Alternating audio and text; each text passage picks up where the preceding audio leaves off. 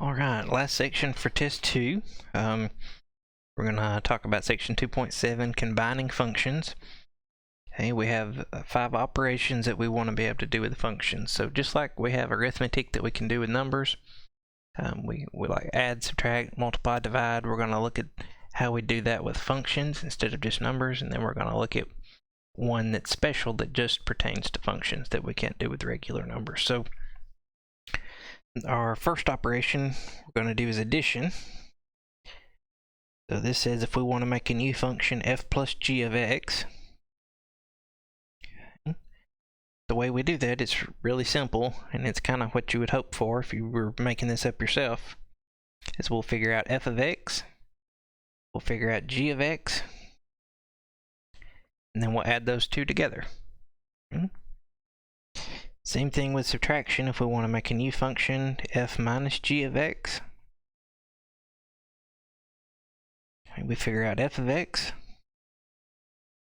we figure out g of x, and we do f of x minus g of x. Okay, again, similar for multiplying. If we have f times g of x, we're going to make a new function. The way we carry that out is we find f of x, and we multiply that by g of x. We get our new function. Okay, one more. We can do f divided by g of x. The way we do that is we find f of x and divide that by g of x. The only thing you have to be careful here of is you have to make sure that g of x is not 0, because we can't divide by 0. Something we need to consider here is we need to consider the domain of these new functions we've made. Okay, and we can figure out the domain of our new functions by thinking about the domain of the functions we started with, f and g. So for addition, subtraction, and multiplication, the way we figure out what x's will be in our domain is that the x has to be in the domain of f and the domain of g, and then it'll be in our new functions domain. The fancy way we write that down is we'll write down that it's got to be in the domain of f, and you might have seen this symbol before. It means intersection. It has to be in the domain of g. So in words, in order for an x to be in the domain of our new function, it has to be in the domain of both of the functions that we started with. Okay, so for the we'll look at examples. Okay, for the last one where we have division, we've got to add one thing. So in order for it to be in the domain of our new function, it's got to be in the domain of f, it has to be in the domain of g, and we have to be careful that g of x is not equal to 0. Okay. So to be in the domain for these, it's got to be in the domain of both the functions we started with. To be in the domain of the division function, it's got to be in the domain of both the functions we started with, and the bottom one can't be 0. Okay. So let's look at a couple of examples here. Okay, these are not super difficult or anything. So what we're going to do is we're going to find all 4 of these. Okay, for these 2 examples. So here we've got f of x is going to be x, g of x is going to be 2x. Okay. So number 1, we're going to find f plus g of x. We're going to make a new function using addition.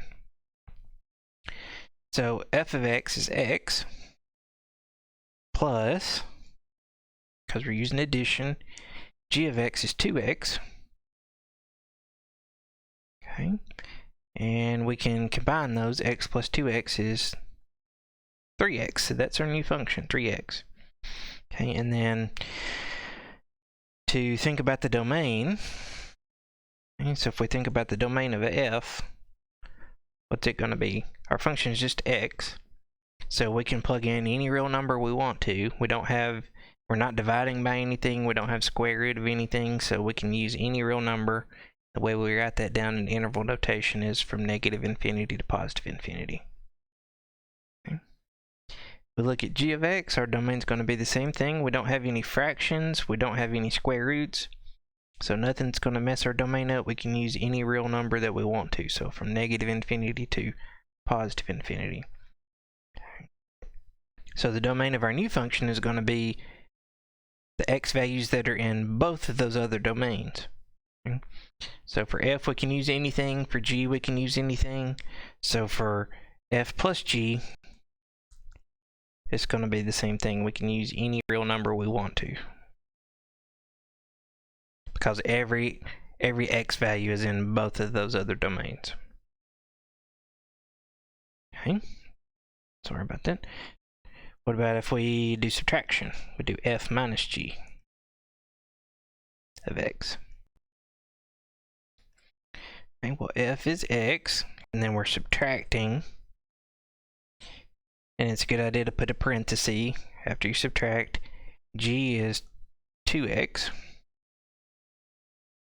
Okay, so if we do x minus 2x, we can simplify, and we end up with negative x, or negative 1x. And again, the domain's going to be the same on plus, minus, and multiplication. So here our domain is all real numbers, negative infinity to positive infinity. Okay, what about if we do times? So we want f times g of x. F is x, g is 2x. If we multiply, we get 2x squared. And again, our domain's going to be the same on all the first three, so negative infinity to positive infinity. Okay, one more. We'll do division. So if we make a new function by dividing, we do f divided by g of x. F is x, that goes on top. G is 2x. That goes on the bottom. Okay. And if we simplify here, what do we get? We got x on top, x on the bottom, so we get 1/2. That's a little weird. Okay, so thinking about that, that can be a little confusing. So it might be easier. For sure, this is our answer. Okay. But when you think about the domain, it might be a little easier to go back to this one, because remember, our domain is going to be all real numbers except what? We can't let this bottom one be 0.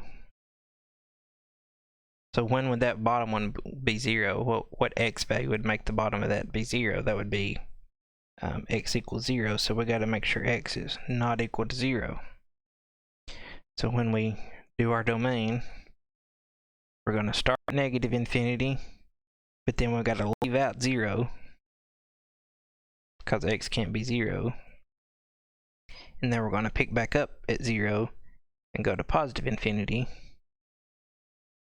And then when we have two pieces like this, we use this union symbol to put the two pieces together. Okay, so anytime you leave a number out, you're going to have a gap, and you're going to have that number on both sides with the union symbol.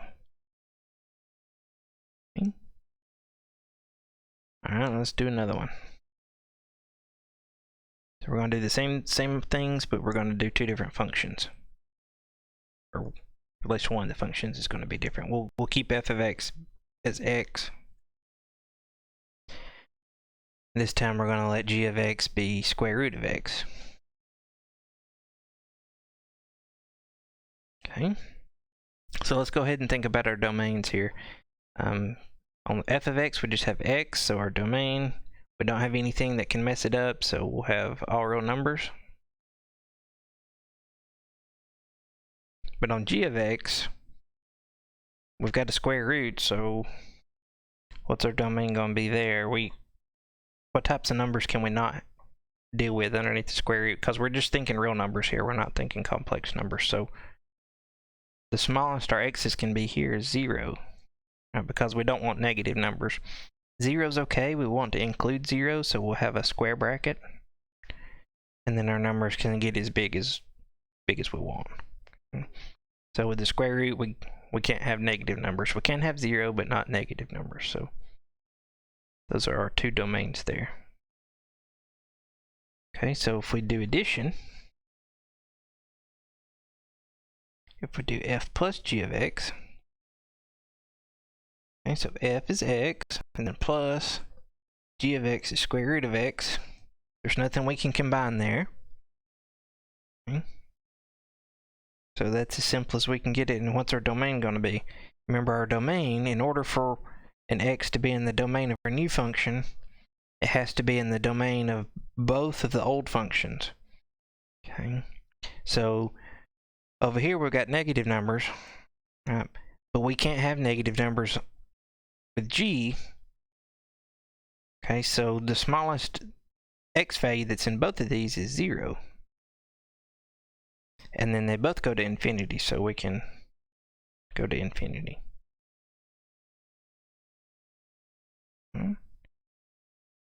If we subtract,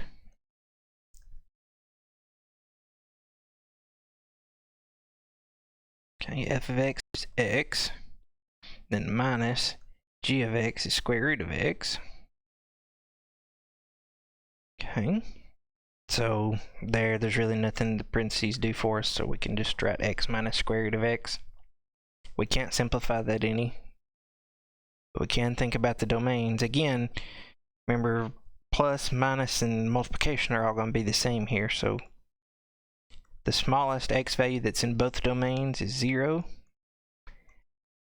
and then we can go to up to infinity. Okay, when we multiply, what do we get here? We've got f times g of x.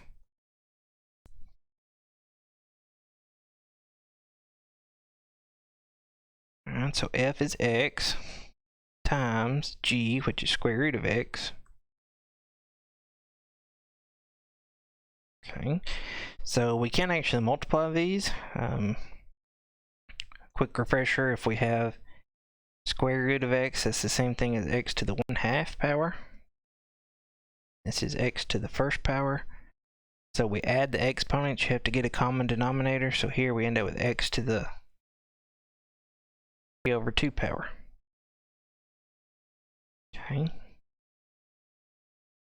And then what about our domain? Our domain, again, the smallest that's in f and in g is 0. And we can go all the way up to infinity.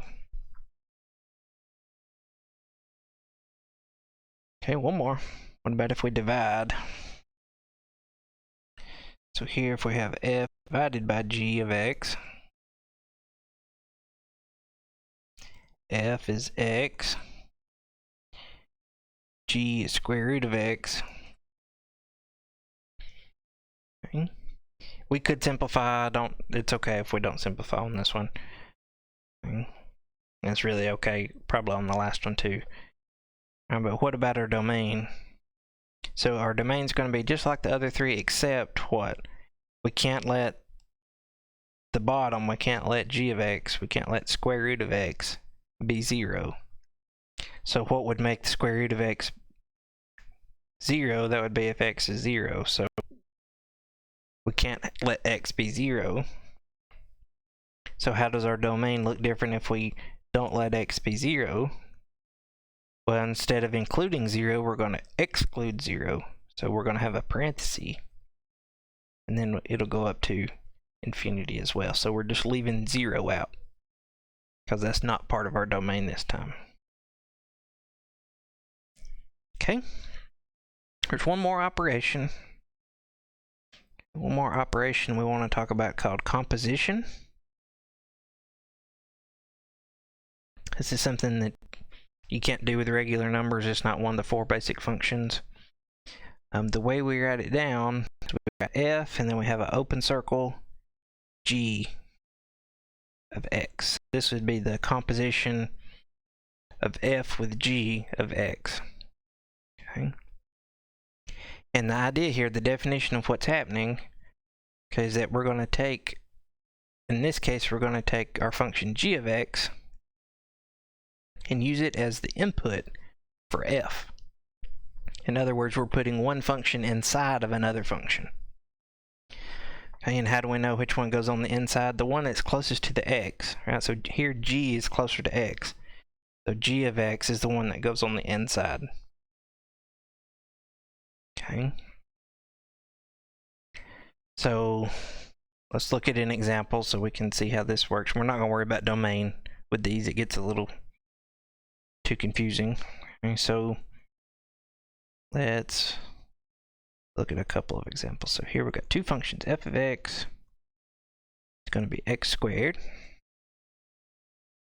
G of x is going to be x minus 3. Okay. So let's work with composition a little bit. So sometimes I'll give you a number and get you to plug the number in when you're doing composition, or sometimes they'll give you an x, and when you do the x, you're finding a new function. So let's start with using a number first. So this says find f composed with g of 5. Okay. So here g is going to go on the inside. So what this says is we want f, and for our input, we're going to use g of 5. Okay. That means we're going to take this 5, plug it in here. So if we do that, we'll get 5 minus 3, right? This part we're plugging in 5 for x, so 5 minus 3, that gives us 2. So g of 5 is 2, so we can swap that. Instead of writing g of 5, we can write 2. So then now it says we want f of 2. That's an old problem. We take and plug 2 into f. Okay, so that's going to give us 2 squared. 2 squared is 4. So f composed with g of 5 is 4. You just kind of have to follow the steps. So we'd do g of 5 first. G of 5 turns out to be 2. And then we find f of 2. F of 2 turns out to be 4. What if it, I'm going to erase these arrows so we don't get confused on the next one. What if it gives it to us the other way around? What if it says find g composed of the f of something? So here we're going to find g composed of the f of 7. So this time f is going to go on the inside because it's the closest to the number. So we'll have g of f 7. Okay. So first we need to find f of 7. So we're going to plug 7 in. If we do that, 7 squared is 49. 7 times 7 gives us 49. So instead of f of 7, we can write 49. Okay. Now this says we want to take 49 and put it in to g. So if we do 49 minus 3, we're going to get 46. So g composed with f of 7 is 46. Okay. So you just have to follow the little roadmap it gives you. Okay, and then you'll eventually work your way down to the end. Okay, what if it gives us an x to work with? It gives us an x to work with instead of a number. So there we did 5 and 7. Okay, same process. So maybe it wants us to find f composed with g of x. Okay, so that means g is going to go on the inside.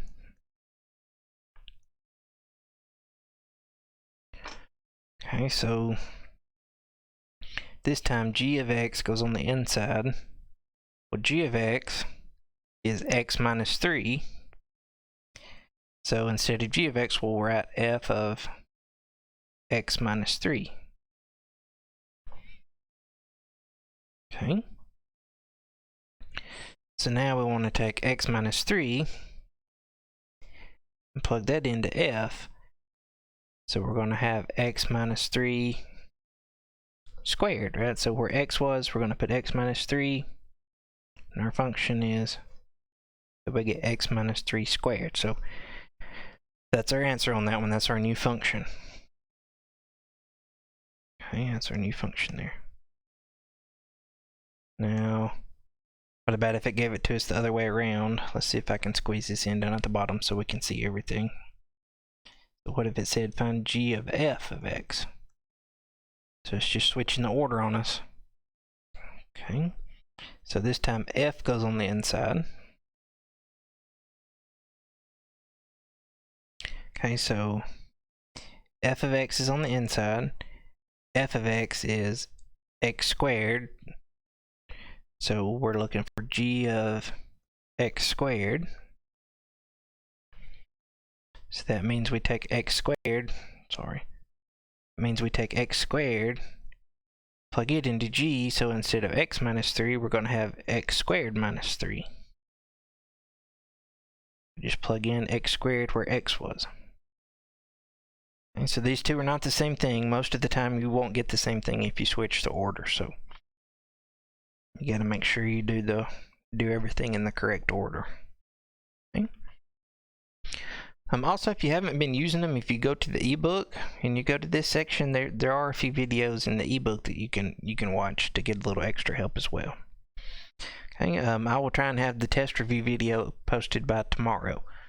Okay, hope this helps. Let me know if you have questions.